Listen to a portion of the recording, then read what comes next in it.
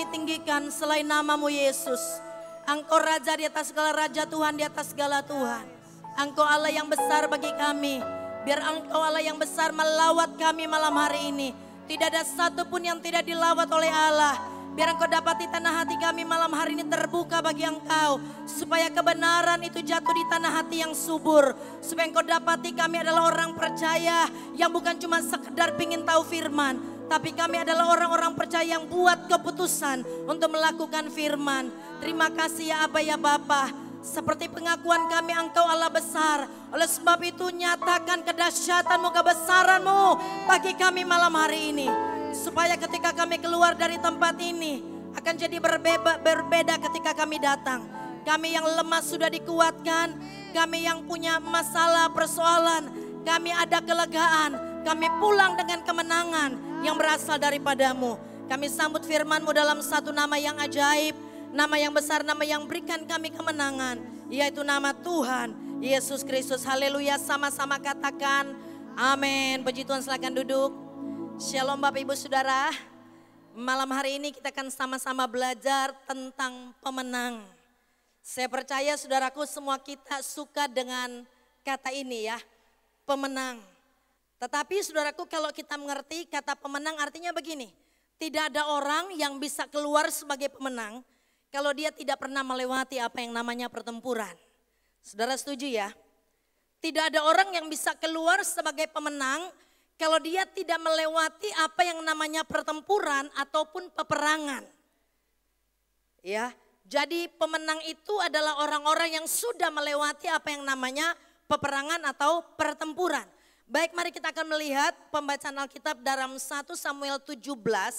Kita akan baca ayat 40 hingga ayat yang ke-50. 1 Samuel 17 ayat 40 hingga ayat yang ke-50. Perikopnya perkelahian Daud dengan Goliat. Lalu Daud mengambil tongkatnya di tangannya, dipilihnya dari dasar sungai 5 batu yang licin dan ditaruhnya dalam kantung gembala yang dibawanya. Yakni tempat batu-batu, sedang umbannya dipegangnya di tangannya, demikianlah ia mendekati orang Filistin itu. Orang Filistin itu kian dekat menghampiri Daud dan di depannya orang yang membawa perisainya. Ketika orang Filistin itu menunjukkan pandangnya ke arah Daud serta melihat dia, dihinanya Daud itu karena ia masih muda, kemerah-merahan dan elok parasnya. Orang Filistin itu berkata kepada Daud, "Anjingkah aku maka engkau mendatangi aku dengan tongkat?" Lalu demi para allahnya orang Filistin itu mengutuki Daud. Pula orang Filistin itu berkata kepada Daud, "Hadapilah aku maka aku akan memberikan dagingmu kepada burung-burung di udara dan kepada binatang-binatang di padang." Tetapi Daud berkata kepada orang Filistin itu, "Engkau mendatangi aku dengan pedang dan tombak dan lembing, tetapi aku mendatangi engkau dengan nama Tuhan semesta alam, Allah segala barisan Israel yang kau tantang itu. Hari ini juga Tuhan akan menyerahkan engkau ke dalam tanganku dan aku akan mengalahkan engkau dan memenggal kepalamu dari tubuhmu. Hari ini juga aku akan memberikan mayatmu dan mayat tentara orang Filistin kepada burung-burung di udara dan kepada binatang-binatang liar, supaya seluruh bumi tahu bahwa Israel mempunyai Allah. Dan supaya segenap jemaah ini tahu bahwa Tuhan menyelamatkan bukan dengan pedang dan bukan dengan lembing. Sebab di tangan Tuhanlah pertempuran dan ia pun menyerahkan kamu ke dalam tangan kami." Ketika orang Filistin itu bergerak maju untuk menemui Daud, maka segeralah Daud berlari ke barisan musuh untuk menemui orang Filistin itu. Lalu Daud memasukkan tangannya dalam kantungnya, diambilnyalah sebuah batu dari dalamnya, diumbannya, maka kenalah dahi orang Filistin itu sehingga batu itu terbenam ke dalam dahinya dan terjerumuslah ia dengan mukanya ke tanah. Demikianlah Daud mengalahkan orang Filistin itu dengan umban dan batu. Ia mengalahkan orang Filistin itu dan membunuhnya tanpa pedang di tangan. Ya, saudara, kita boleh baca di rumah mulai dari ayat 1 hingga ayat selanjutnya sebab kisah ini sebetulnya sangat menarik. Tadi malam aja ketika saya lagi belajar, saya bilang kepada anak saya paling kecil, saya bilang, "Elizabeth, coba baca di 1 Samuel 17, lalu kamu ceritakan ke mama apa yang kamu bacakan." Saudara, dia baca dan dia bilang, "Mama, enak baca ini." Makanya jemaat Tuhan baca dari ayat 1 sampai selanjutnya, kita lihat bagaimana kisah pertempuran Daud mengalahkan Goliat ya. Jadi malam hari ini kita akan berbicara tentang pemenang. Ya, perjalanan hidup Daud merupakan kisah yang luar biasa yang sesungguhnya dapat menjadi inspirasi bagi kita yang sungguh ingin menjadi seorang pemenang. Ya, sebab bagaimana mungkin Alkitab katakan Daud yang kecil ya, yang kemerah-merahan dikatakan elok parasnya bisa mengalahkan Goliat yang begitu besar. Kalau kita baca kisah tentang bagaimana Daud mengalahkan Goliat, dikatakan saudaraku bangsa Israel, tentara Israel sangat ketakutan ya menghadapi Goliat. Mereka sangat ketakutan. Ketika Goliat maju, lalu Goliat mulai berbicara, Goliat tantang, majulah satu lawan satu. Dikatakan dalam pembacaan semua bersembunyi. Tidak ada satupun yang berani maju melawan Goliat. Tetapi Daud satu-satunya orang yang berani mengalahkan Goliat. Oleh sebab itu malam hari ini kita akan sama-sama belajar rahasia kemenangan Daud itu terletak di mana. Ya, rahasia kemenangan Daud. Mari yang pertama kita akan lihat. Saya akan bacakan ayat 32. Ayat 32 dari 1 Samuel 17 katakan begini. Berkatalah Daud kepada Saul, janganlah seorang menjadi tawar hati karena dia. Hambamu ini akan pergi melawan orang Filistin itu. Yang pertama saudaraku rahasia kemenangan Daud. Karena Daud tidak pernah tawar hati. Ya, tawar hati saudaraku saya lihat di kamus artinya saudaraku ya kehilangan keberanian. Orang yang tawar hati, orang yang kehilangan keberanian atau orang yang kehilangan semangat. Kadang-kala saudaraku kita menjadi orang yang tawar hati, salah satu penyebab karena kita mengalami kegagalan berulang-ulang kali. Sehingga saudaraku kita menjadi orang yang tawar hati, yang kehilangan keberanian untuk mencoba dan mencoba. Namun kalau kita baca banyak tokoh besar di dunia ini ya, mereka punya sederet pengalaman gagal sebelum mereka berhasil dan mereka ada di puncak. Sebut saja Abraham Lincoln atau Albert Einstein. Yang pasti saudaraku keberhasilan mereka karena saudaraku mereka tidak pernah menyerah dengan kegagalan mereka. Pada kegagalan terakhir seandainya mereka tidak mencoba untuk bangkit lagi, tentunya nama mereka itu tidak saudara terpatri di dalam sejarah. Tetapi ketika mereka gagal, mereka selalu berusaha untuk bangun dan bangkit lagi. Alkitab bilang begini ya tentang tawar hati dalam Mazmur Amsal 24 ayat 10. Amsal 24 ayat 10 katakan begini. Jika engkau tawar hati pada masa kesesakan, dikatakan apa? Kecillah kekuatanmu. Jika engkau tawar hati pada masa kesesakan, kecillah kekuatanmu. Saya percaya di dalam menjalani kehidupan ini ada begitu banyak masalah, ada begitu banyak tekanan-tekanan, ada begitu banyak beban-beban saudaraku yang sendiri kita harus jalani. Tetapi pesan firman Allah cuma satu, jangan pernah kita kehilangan semangat, jangan pernah kita kehilangan keberanian, atau jangan pernah kita tawar hati. Sebab pada saat kita menjadi tawar hati, kemenangan itu tidak akan pernah menjadi milik kita. Ketika Tuhan perintahkan Yosua untuk merebut tanah Kanaan, dalam kitab Yosua 1 kita baca ayat 9 katakan begini. Bukankah telah kuperintahkan kepadamu, kuatkanlah dan teguhkanlah hatimu. Janganlah kecut dan tawar hati sebab Tuhan Allahmu menyertai engkau kemanapun engkau pergi. Ya, jadi salah satu syarat yang Tuhan beritahukan kepada Yosua untuk engkau bisa meraih kemenangan, merebut tanah Kanaan, Alkitab katakan jangan kecut dan jangan tawar hati. Ya, jangan kehilangan keberanianmu, jangan kehilangan semangatmu. Supaya kemenangan itu berpihak kepada engkau. Sehingga Alkitab katakan saudaraku, Yosua dia tidak pernah tawar hati sehingga janji Allah menjadi bagiannya. Sebab orang yang tidak tawar hati sama seperti Daud ya. Dia bisa mengalahkan musuh, entah musuh itu besarnya seperti Goliat. Mungkin musuh yang datang menekan keluarga kita, menekan keuangan kita, menekan bisnis kita, menekan usaha kita. Itu besarnya seperti Goliat yang secara akal, secara logika kita tidak punya kekuatan untuk mengalahkan musuh. Kita tidak punya kemampuan untuk mengalahkan musuh. Tetapi pesan firman Allah, jangan pernah engkau tawar hati. Jangan pernah engkau kehilangan semangat. Jangan pernah engkau kehilangan keberanianmu. Pastikan Allah pasti menolong engkau dan saya sehingga Goliat sebesar apapun pasti kita bisa kalahkan. Amin. Jangan pernah tawar hati, ya. Paulus juga salah satu orang yang tidak tawar hati. Pembacaan bulan lalu saudaraku dalam 2 Korintus 4 ya. Dalam 2 Korintus 4 ayat 16, kalau kita baca perikop dari 2 Korintus 4 dikatakan begini. Jangan tawar hati sekalipun menghadapi maut. Jangan tawar hati sekalipun harus menghadapi maut. Paulus adalah salah satu orang yang dicatat yang dia tidak pernah tawar hati sekalipun. Kita tahu bahwa perjalanan Paulus bukan perjalanan yang mengenakan. Dia mengalami begitu banyak masalah. Bahkan saudaraku bukan cuma sekedar masalah, tetapi dia mengalami penderitaan demi penderitaan.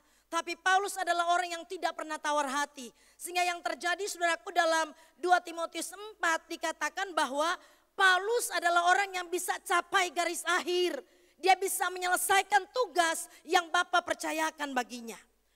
Saya percaya siapapun kita yang hadir pada malam hari ini, ada tugas yang Bapa percayakan bagi kita. Mungkin perjalanan kita saudaraku masih setengah perjalanan, ya. Mungkin juga perjalanan kita sudah 3/4 perjalanan, tetapi kita belum sampai di garis akhir. Apapun yang kita alami pada saat ini, biar kita tidak pernah menjadi tawar hati. Supaya kita bisa tiba di tujuan. Supaya kita bisa sampai di mana Tuhan mau kita ada. Oleh sebab itu pastikan engkau dan saya adalah orang-orang yang tidak pernah tawar hati. Yang setuju katakan amin. Mari kita lihat yang kedua. Rahasia kemenangan Daud. Yang kedua, saya akan bacakan ayat 37.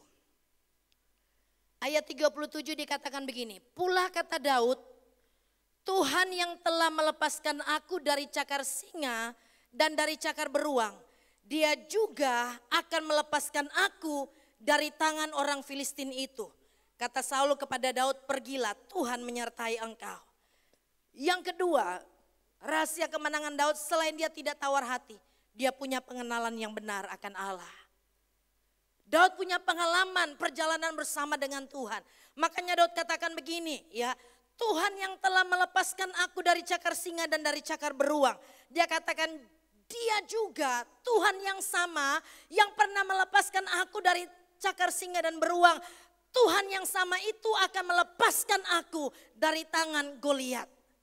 Dia punya pengalaman dengan Tuhan. Dan saudaraku, dia punya pengenalan akan Allah. Kalau Tuhan yang sama pernah menolong dia, dia percaya menghadapi Goliat yang besarnya seperti apapun, tetap Tuhan tidak berubah, pasti bisa menolong dia. Kadang-kala saudaraku kita tidak punya pengenalan yang benar akan Allah. Sehingga yang terjadi seperti ini, hari-hari kemarin kalau kita mau lihat lagi ke belakang, ada banyak pertolongan Tuhan yang Tuhan lakukan dalam hidup kita. Betul? Ada banyak mujizat-mujizat yang sudah Tuhan lakukan di dalam kehidupan kita.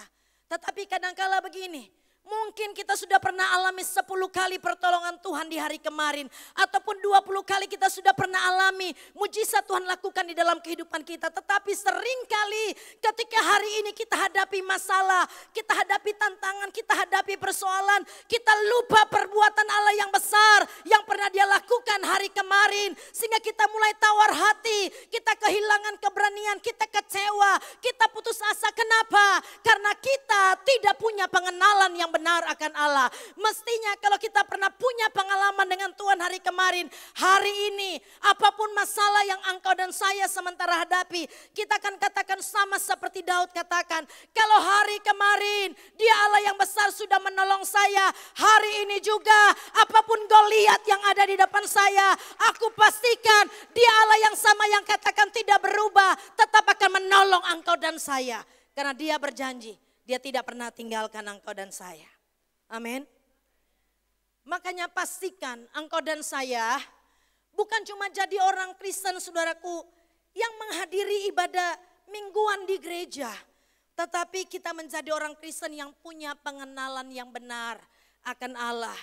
Sebab orang yang memiliki pengenalan akan Allah, dia punya keyakinan yang besar untuk mengandalkan Tuhan dalam setiap keadaan dan kesempatan. Orang yang memiliki pengenalan yang benar akan Allah, dia punya hasrat yang kuat untuk tetap memuji Tuhan dalam segala keadaan dan dalam situasi. Bahkan orang yang memiliki pengenalan akan Allah selalu punya keberanian yang kuat untuk selalu bertindak melewati apapun. Pastikan engkau dan saya adalah orang yang benar-benar mengenal Allah. Selain Daud yang punya pengenalan akan Allah. Filipi 3:10 Paulus katakan begini, yang aku kehendaki ialah mengenal Dia. Ya. Jadi Rasul Paulus juga punya pengenalan akan Allah yang benar. Yang luar biasa begini, bukan cuma dia sendiri yang rindu punya pengenalan akan Allah. Tetapi mari kita lihat bagaimana doa Paulus. Apa yang ada di hati Paulus tentang orang-orang yang dilayaninya. Ya, apa kata Paulus kepada jemaat yang ada di Efesus? Mari kita lihat saudara. Saya akan bacakan Efesus 1 ayat 16 hingga ayat yang ke-19. Ini doa dari Paulus, dia katakan begini. Aku pun tidak berhenti mengucap syukur kepada kamu dan aku selalu mengingat kamu dalam doaku, ya. Jadi Rasul Paulus dia bukan cuma sekedar melayani jemaat yang ada di Efesus, tetapi dia katakan dia selalu mengingat jemaat yang ada di Efesus, dia selalu mengingat kamu di dalam doaku. Jemaat Tuhan percaya bahwa kami hamba-hamba Tuhan juga selalu mengingat jemaat Tuhan yang ada di tempat ini dalam setiap doa-doa kami, ya. Paulus katakan, aku selalu mengingat kamu dalam doaku. Mari kita lihat saudaraku apa yang menjadi kerinduan Paulus ketika dia ingat orang-orang yang dia layani. Dan meminta kepada Allah Tuhan kita Yesus Kristus, yaitu Bapa yang mulia itu, supaya Ia memberikan kepadamu apa? Roh hikmat dan wahyu untuk apa? Mengenal Dia dengan benar. Yang luar biasanya Paulus berdoa minta kepada Bapa di surga supaya semua orang yang dia layani Tuhan memberikan roh hikmat dan wahyu. Untuk apa dia minta roh hikmat dan wahyu? Supaya jemaat yang dilayaninya punya pengenalan yang benar akan Allah. Paulus tidak berdoa dan minta katakan begini. Ketika dia ingat orang-orang yang dia layani dalam doa, dia katakan aku meminta kepadamu supaya engkau melepaskan berkat finansial kepada mereka. Karena itu bukan utama. Tetapi yang utama yang punya menjadi kerinduan Paulus supaya jemaat yang dia layani bukan cuma merindukan berkat-berkat Allah dilepaskan. Tetapi yang utama semua jemaat miliki pengenalan yang benar akan Allah. Kenapa ini yang menjadi doa Paulus? Kenapa ini yang menjadi kerinduan Paulus? Supaya semua orang yang dilayani miliki pengenalan yang benar akan Allah. Saya percaya Paulus punya begitu banyak alasan kenapa yang dia minta kepada Allah supaya Tuhan berikan roh hikmat dan wahyu supaya mereka punya pengenalan yang benar akan Allah. Mari kita lihat ayat selanjutnya. Dikatakan begini. Dan supaya Ia menjadikan apa? Mata hatimu terang. Ya.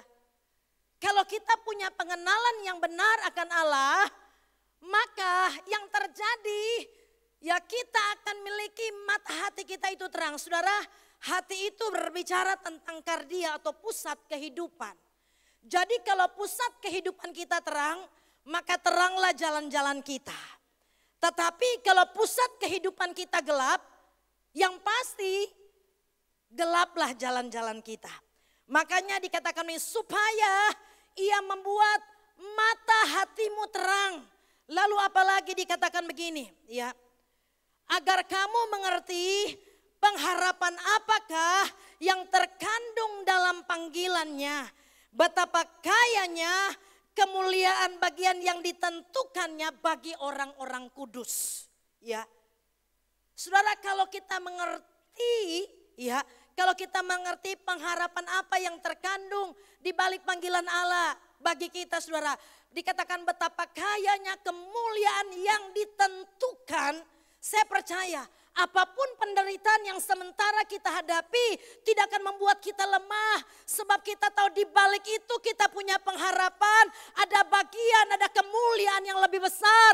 Yang jauh melebihi segala-galanya. Yang Bapa tentukan bagi engkau dan saya. Amin.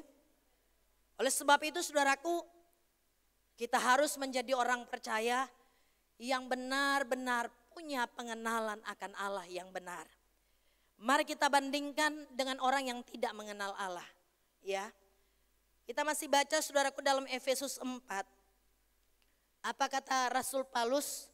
Efesus 4, saya akan bacakan ayat 17 mulai. Efesus 4 saya akan bacakan mulai dari ayat 17, dikatakan begini. Sebab itu kukatakan dan kutegaskan ini kepadamu di dalam Tuhan, perhatikan. Jangan hidup lagi sama seperti orang-orang yang tidak mengenal Allah dengan pikirannya yang sia-sia dan pengertiannya yang gelap, jauh dari hidup persekutuan dengan Allah karena kebodohan yang ada di dalam mereka dan karena kedegilan hati mereka. Perasaan mereka telah tumpul sehingga mereka menyerahkan diri kepada hawa nafsu dan mengerjakan dengan serakah segala macam kecemaran. Perhatikan Paulus bilang begini. Jangan hidup lagi sama seperti orang yang tidak mengenal Allah. Cirinya apa saudaraku orang yang tidak mengenal Allah? Dikatakan begini. Pikiran sia-sia dan mereka punya pengertian yang gelap. Pikiran sia-sia yang dipikirkan tentang orang lain bukan apa yang baik, tetapi selalu apa yang tidak baik. Pikiran sia-sia lalu dikatakan begini, pengertian mereka gelap. Ada di gereja hari Minggu iya. Rajin berdoa iya. Tetapi karena tidak punya pengenalan yang benar akan Allah dikatakan begini, pengertian mereka gelap. Saudara coba bayangkan sebentar kata gelap. Apa yang bisa kita lakukan di dalam kegelapan saudara? Ya, apa sih yang kita bisa lakukan di dalam situasi yang gelap? Apa yang kita bisa lakukan? Saya percaya begini, sekalipun saya punya rumah, saya sudah tinggal bertahun-tahun lamanya, tetapi ketika lampu mati, ya, lalu saya mau keluar dari kamar ke dapur yang mungkin jaraknya cuma 2-3 meter saudaraku dari kamar ke dapur, saya percaya dalam keadaan gelap kita pasti akan apa? Tabrak sana, tabrak sini. Betul? Kenapa gelap? Kita tidak bisa melihat dengan jelas. Kenapa gelap? Nah, orang-orang yang tidak mengenal Allah di gereja memang hadir di gereja. Menyanyi iya menyanyi, berdoa iya berdoa. Kalaupun menyembah dan menangis iya menangis. Tetapi Alkitab katakan mereka punya pengertian yang gelap. Sehingga yang terjadi sekalipun ada di gereja tetap jalan tabrak sana dan tabrak sini. Suami orang ditabrak, istri orang ditabrak, saudaraku ya. Uang negara ditabrak, apa yang bukan miliknya ditabrak. Kenapa? Karena punya pengertian yang gelap.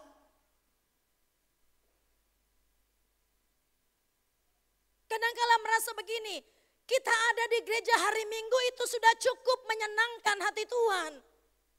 Tetapi sesungguhnya Tuhan lagi mencari orang-orang yang punya pengenalan yang benar akan Allah. Bukan orang-orang yang menghiasi gedung gereja setiap hari Minggu. Makanya saudaraku kita akan dapati suara-suara orang di luar katakan begini. Mau ke gereja sama, dia itu rajin ke gereja. Tapi lihat dia kebo ya. Yang anak-anak muda ke gereja mungkin melayani. Tetapi lihat saja pergaulan mereka. Mereka belum menikah tetapi sudah tidur sama-sama. Punya pengertian yang gelap. Sehingga Paulus katakan kepada jemaat di Efesus, Jangan lagi hidup sama seperti orang yang tidak mengenal Allah. Dan hari ini kebenaran itu datang bagi engkau dan saya yang ada di tempat ini. Jangan engkau dan saya menjalani hidup seperti orang yang tidak mengenal Allah. Dengan pikiran yang sia-sia dan pengertian yang gelap.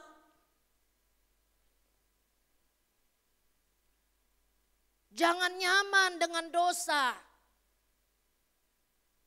Sebab begini, orang yang rajin ke gereja belum tentu mengenal Allah. Orang yang rajin bawa persembahan perpuluhan di gereja belum tentu mengenal Allah. Orang yang rajin menyumbang belum tentu mengenal Allah. Kadangkala saudara begini, kita bungkus semua dosa dan kesalahan kita dengan kegiatan keagamaan. Supaya kegiatan keagamaan akan menutupi apa yang kita lakukan yang tidak memuliakan Tuhan. Oleh sebab itu firman Allah bukan cuma bagi jemaat di Efesus tetapi bagi engkau dan saya. Jangan hidup lagi seperti orang-orang yang tidak mengenal Allah. Pastikan kalau bangsa kita 71 tahun merdeka, bukan cuma sekedar kita ada di bangsa yang merdeka, tetapi biar firman Allah selalu datang di dalam kehidupan kita dan memerdekakan engkau dan saya.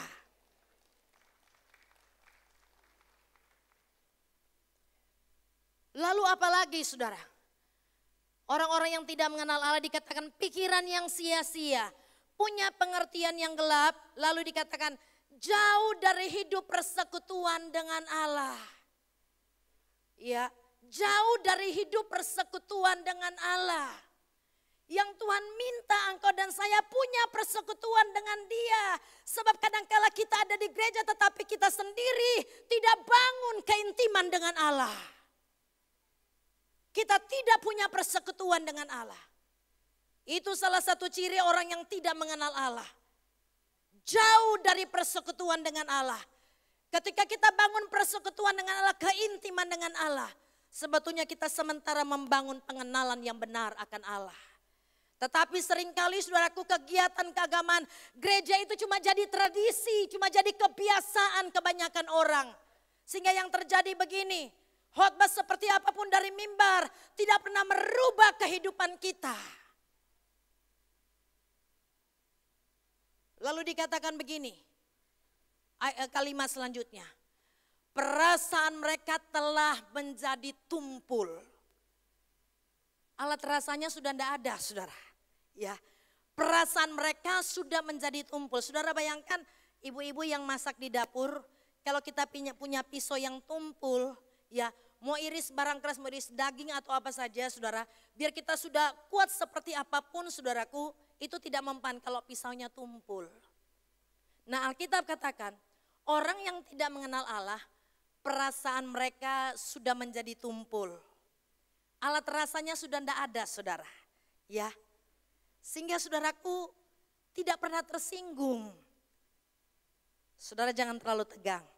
Lihat di samping kiri kananmu, katakan, tidak usah tersinggung bukan kamu. Kasih tahu dulu, tidak usah tersinggung bukan kamu. Ya, saya percaya bukan jemaat yang ada di tempat ini. Oleh sebab itu tidak perlu tersinggung. Tetapi begini, kalau ada di antara kita pelakunya, mestinya tersinggung dan bertobat. Amin. Kalau kita pelakunya, ya, jangan sampai perasaan itu sudah tumpul. Waktu bulan yang lalu, ya atau beberapa minggu, 3 minggu yang lalu, saya mimpi, saudara, saya ceritakan sama Ibu Gembala juga. Saya mimpi, saya selesai berdoa, lalu ketika saya selesai berdoa, ini dalam mimpi saudara ya. Saya selesai berdoa, saya mimpi, selesai saya berdoa, saya lihat ke langit. Sejauh mata saya memandang sebesar langit yang saya bisa lihat, saya lihat di situ ada Tuhan Yesus. Lalu saya lihat Tuhan Yesus lagi memeluk domba. Lalu dalam mimpi saya tanya begini, saya bilang begini, tetapi memang waktu dalam mimpi ya, saya katanya sangat ketakutan. Lalu saya bilang begini sama Tuhan, Tuhan ada apa? Kenapa engkau ada di sana? Saya bilang sama Tuhan dalam mimpi, kenapa engkau ada di sana? Saya lihat Tuhan lagi peluk domba. Lalu saudara, Tuhan menjawab saya seperti ini. Saya lagi mencari domba saya yang hilang. Kalau saya ketemukan domba saya, aku akan segera datang. Sehingga saya cerita sama Ibu Gembala, saya cerita sama teman-teman di FA, ada Mam Uca, saya cerita. Saudara, saya mulai berpikir ya, Tuhan katakan begini, saya lagi mencari dombaku yang hilang.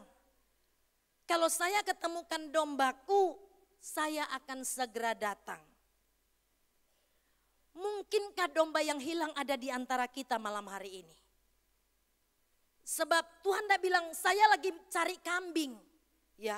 Tetapi Tuhan katakan saya lagi mencari dombaku yang hilang. Kadang-kala kan kita ada di gereja tetapi kita sendiri sebetulnya terhilang. Sama seperti cerita anak sulung dan anak bungsu, mereka ada di rumah Bapa tetapi mereka terhilang. Kalau hari ini ada di antara kita yang lagi duduk, kita tahu persis bahwa kita adalah domba karena kita sudah dimeteraikan oleh darah dan domba Allah. Tapi hari ini saya lagi terhilang sebab saya lagi diikat oleh kuasa dosa. Hari ini perlu tersinggung dan bertobat. Amin. Jangan jadi ibadah mingguan itu rutinitas semata-mata. Ya. Tetapi biar hari-hari ini kita mulai sejajarkan hidup kita dengan kebenaran firman Allah. Sebab Alkitab katakan dia tidak menghendaki satu orang pun di antara kita ada yang binasa. Tetapi dia punya kerinduan supaya semua orang bertobat dan diselamatkan. Amin. Jadi Daud dia menjadi pemenang karena dia tidak pernah tawar hati. Lalu yang kedua, dia punya pengenalan yang benar akan Allah. Pastikan engkau dan saya adalah orang-orang yang mengenal Allah. Yang ketiga, poin yang terakhir saudara kita lihat. Saya akan bacakan ayat 45. Ayat 45 dikatakan begini, tetapi Daud berkata kepada orang Filistin itu, engkau mendatangi aku dengan pedang dan tombak dan lembing, tetapi aku mendatangi engkau dengan nama Tuhan semesta alam, Allah segala barisan Israel yang kau tantang itu. Yang ketiga saudara, alasan Daud menjadi pemenang karena dia sadar akan kehadiran Tuhan. Ya, dia katakan engkau mendatangi aku dengan pedang dan tombak dan lembing. Tetapi aku mendatangi engkau dengan nama Tuhan semesta alam, Allah segala barisan Israel yang kau tantang itu. Dia punya kesadaran akan kehadiran Allah. Ya, pengenalan Daud akan Allah menghantar dia sadar benar ya bahwa Allah hadir bersama-sama dengan dia. Sehingga dia katakan sekalipun Goliat punya saudaraku pengalaman berperang, dia tahu menggunakan senjata seperti apa, tetapi dia katakan aku datang di dalam nama Tuhan semesta alam. Dia tahu bahwa dia tidak sendiri tetapi Allah ada hadir bersama dengan dia. Makanya di minggu pertama Ibu Gembala sudah bagikan khotbah dengan tema kehadiran Tuhan adalah kunci kemenangan. Amin. Kalau Allah hadir bersama dengan kita, ya itu menjadi kunci kemenangan kita. Goliat seperti apapun yang kita hadapi, kalau Allah hadir, Goliat itu pasti kita bisa kalahkan sebab bukan dengan kekuatan kita. Dikatakan peperangan itu ada di tangan Tuhan.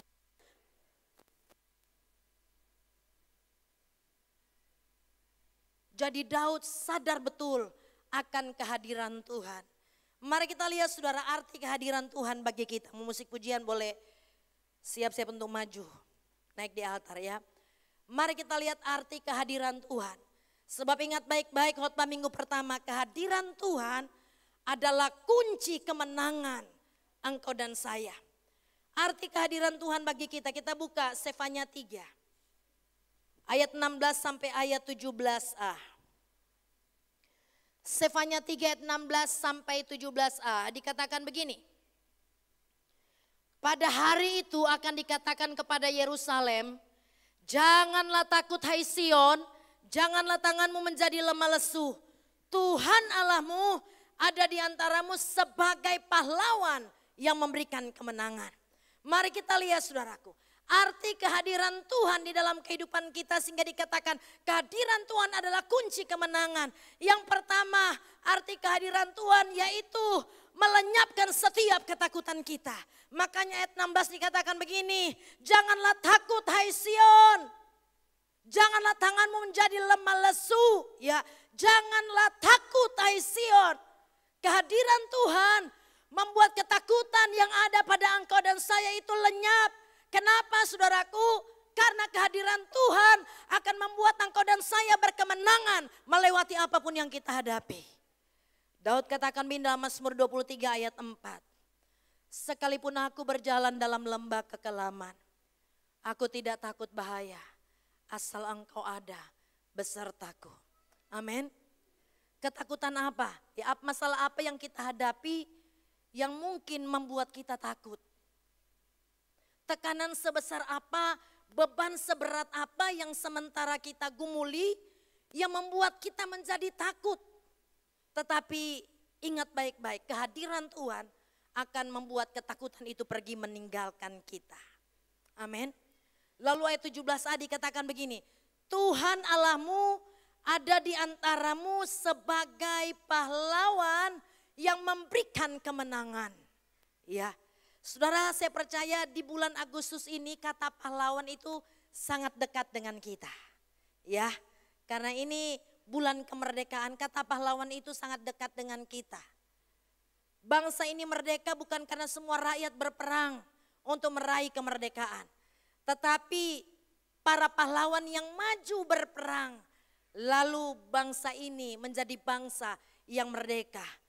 Pahlawan adalah orang-orang yang mau berjuang. Ya, bukan untuk dirinya sendiri, tetapi buat orang-orang yang ada dekat dengannya. Percaya Alkitab katakan begini, Tuhan Allahmu ada di antaramu sebagai pahlawan yang memberikan kemenangan. Kalau hari ini kita bilang, Tuhan masalahku terlalu besar, aku tidak mampu, aku tidak kuat.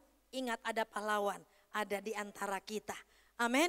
Kalau hari ini kita katakan bahwa bebanku terlalu berat, aku tidak mampu menanggungnya. Tapi Alkitab lagi mengingatkan kita, ingat ada pahlawan yang bersama-sama dengan kita. Yang dia katakan dia akan berikan kemenangan bagi engkau dan saya. Jadilah pemenang sejati. Seorang pemenang bukan orang yang tidak pernah gagal. Seorang pemenang bukan orang yang tidak pernah kalah. Tetapi seorang pemenang adalah orang yang selalu bangkit dari kegagalan, bangkit dari kekalahannya. Karena seorang pemenang, dia tahu pasti bahwa harapan tidak pernah hilang dan masa depan sungguh ada. Tuhan Yesus memberkati. Saya undang semuanya untuk bangkit berdiri.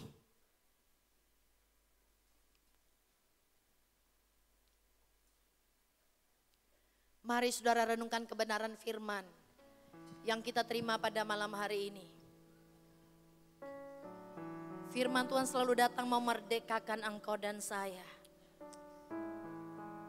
Sebab Allah tidak mau kita tetap terikat dengan dosa, tetapi yang Dia mau kita terlepas dari belenggu-belenggu dosa, kita benar-benar dimerdekakan. Buka hati bagi Tuhan, karena Dia persiapkan engkau dan saya, bukan sebagai pecundang, tetapi kita adalah pemenang-pemenang sejati. Mari angkat pujian ini bagi Tuhan. Dalam Kristus ku berikan kemuliaan atas kemenanganku. Sungguh ku terpesona akan kekuatan dan kuasa-Mu. Tak dapat ku mengukurnya, namun semuanya tak dapat menyamai anugerah-Mu yang ku terima dalam Kristus ku berikan kemuliaan atas kemenanganku. Sungguh ku terpesona akan kekuatan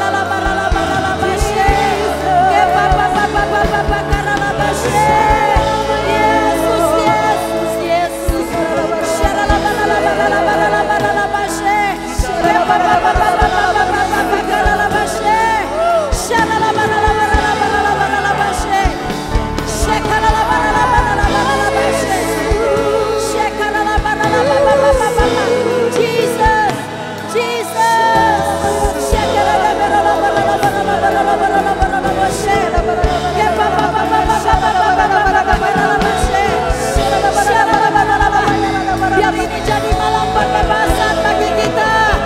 Biar malam ini jadi malam kemerdekaan bagi kita.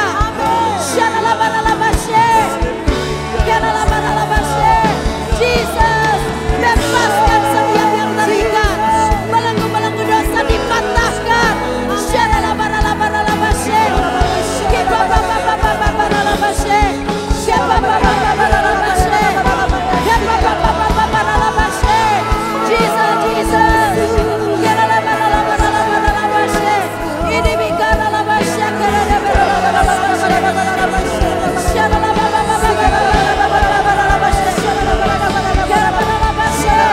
Biar kemuliaan Allah memenuhi tempat ini. Kemuliaan Allah memenuhi tempat ini. Jesus, Jesus,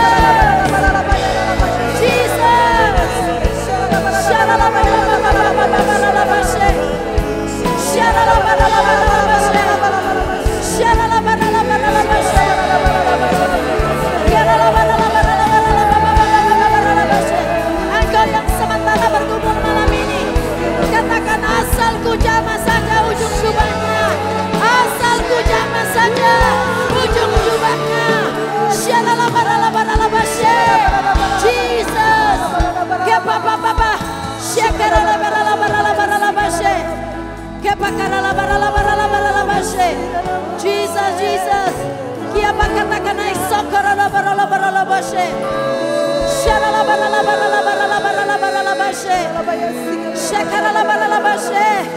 tempat di mana kita ada malam hari ini Yesus hadir.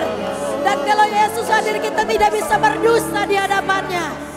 Syaralah mari kita terbuka di hadapan Tuhan.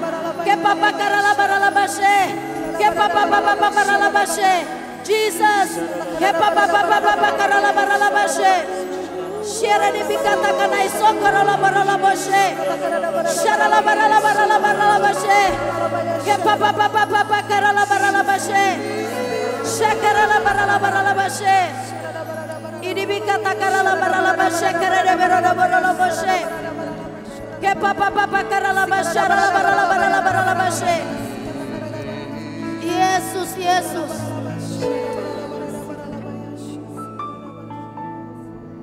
Ada beberapa orang di tempat ini.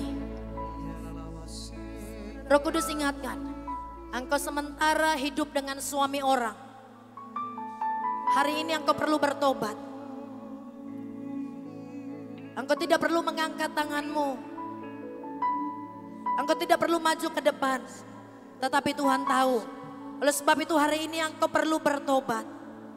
Buka hatimu bagi Tuhan, bilang sama Tuhan. Biar hari ini menjadi hari pembebasan bagiku. Tuhan mengasihi engkau. Kirada barala basyarada barada barada basye kerede berada barala basye. Kepapa kata karala basyarada barada barala basye. Jesus. Roh Kudus ingatkan bahwa di tempat ini engkau orang-orang muda. Engkau sudah hidup seks bebas sebelum engkau menikah. Tapi hari ini Tuhan mau pulihkan engkau. Karena engkau berharga di mata Tuhan. Tuhan katakan engkau berharga. Engkau orang yang Tuhan cari. Engkau domba yang Tuhan cari. Syarala barala barala barala bashe kerede berala bashe. Kepapa papa karala barala bashe. Jesus, Jesus sekerede berala barala barala bashe. Syarada barala barala barala bashe. Kerala barala barala bashe kerala barala bashe. Bahkan malam ini Tuhan berbicara, bahwa ada orang yang sakit tulang belakang. Engkau sulit untuk membungkuk, bahkan bangun dari tidur pun engkau sulit. Tapi malam hari ini terima kesembuhan. Langit terbuka, langit terbuka. Mujizat dia lepaskan, sebab dia Allah yang besar.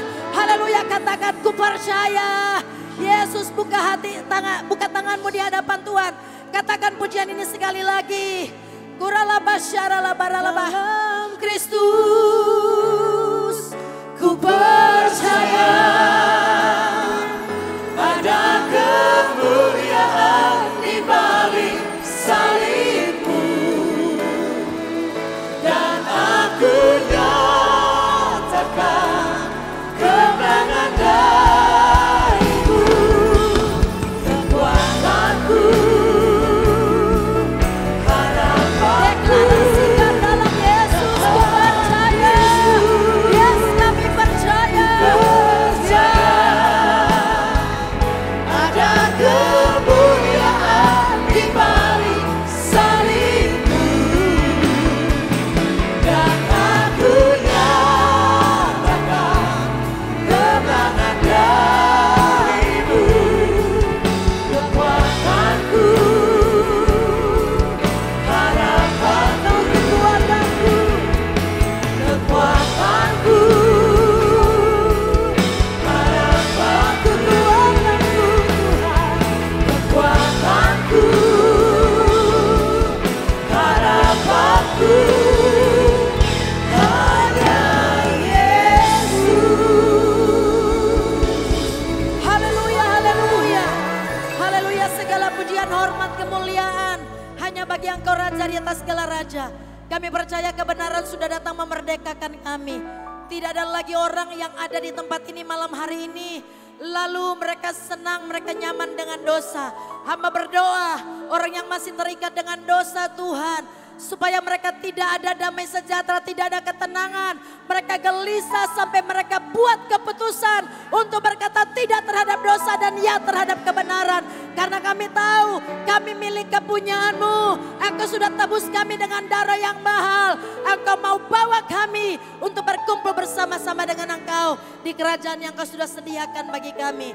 Kami sungguh bersyukur kepadamu Bapa, dalam nama Tuhan Yesus Kristus. Haleluya. Sama-sama katakan amin. Puji Tuhan, silakan duduk.